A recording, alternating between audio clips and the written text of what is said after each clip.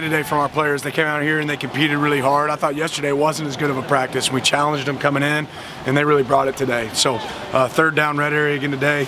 Good compete across the board. Looking to get better and excited for this weekend. The no music at practice, part of the drilling home is to bring your own energy kind of deal? Yeah, we're just recognizing this environment's going to be a little bit different. We need to change the environment a little bit at practice. Get an explanation from the Pac-12 on the hits on Bucky? I haven't seen him yet, no. You talked earlier this week about wanting to learn to win on the road. What does that specifically look like for you? Are there things that you guys did at Texas Tech that you didn't like that you're trying to change specifically? You know, I thought Jalen Hurts said it perfect the other day when he was talking about, 1A and 1B. 1A, win, right? 1B, play to the standard. If you do either one, right, without the other, you're going to feel unfulfilled, right? And that's really what it's about for us is making sure we hit 1A and 1B. We want to play to the standard, and we want to win the game, right? But win the game most importantly. We were able to do that at Tech, but we didn't feel like we played to the standard, right? And that's what we want to make sure we bring this week. Some of the younger running backs kind of stepped up and shown something in practice so that they were ready.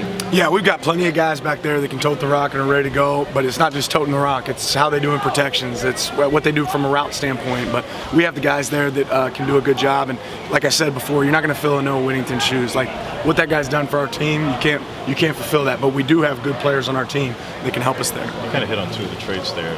He was more or less like the third down back at times, particularly in the passing game. Just are there certain aspects of his game that make it hard to either just replicate or know for sure that you have a guy that can replicate until they do it? We have talent in our team that can replace some of those things that he does, right? But you're not going to replace him, right? And he wasn't just a third down back. He was in everything for us. He did it all. And we were fortunate to have the best running back group, in my opinion, in this conference. So I think we still do. I think we still have dynamic pieces there. And there's some guys that you probably haven't seen that I think can do big things.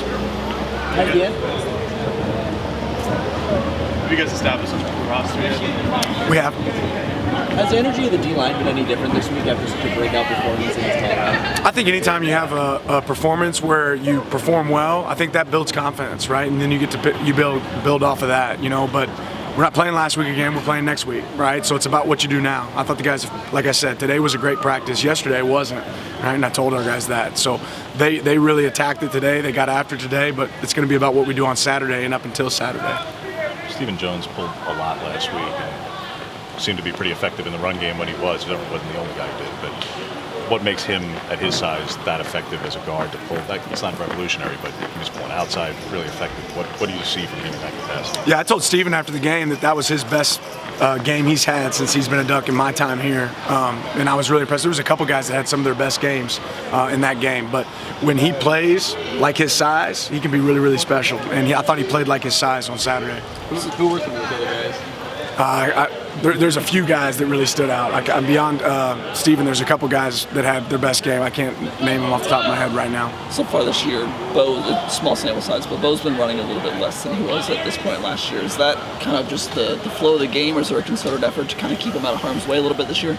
Just a combination of us realizing playing into our strengths. If we need to run Bo, we run Bo, and Bo would be excited about that.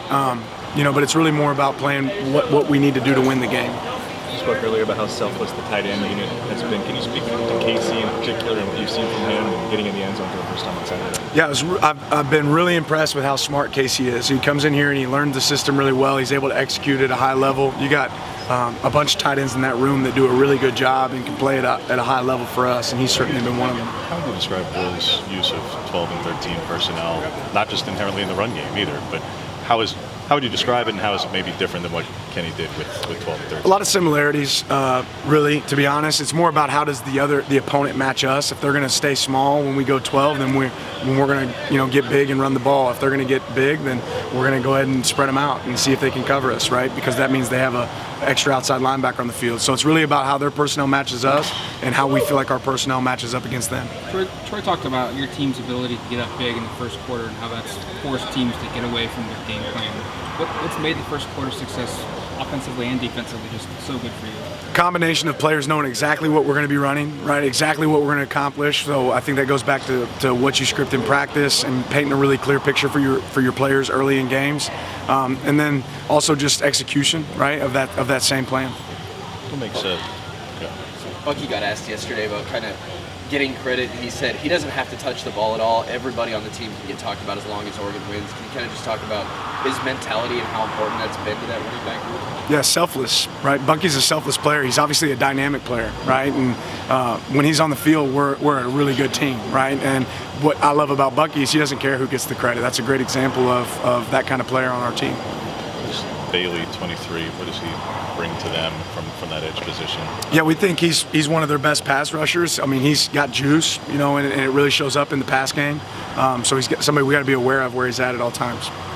Once just Purchase 2 ago, obviously he got his first set on Saturday. Just what have you seen from those 2 freshman pass rushers? Yeah, we have some pass rush ability with these guys that we've brought in, and they're both 2 guys that are embracing roles that they've gotten and utilizing that time when they're on the field.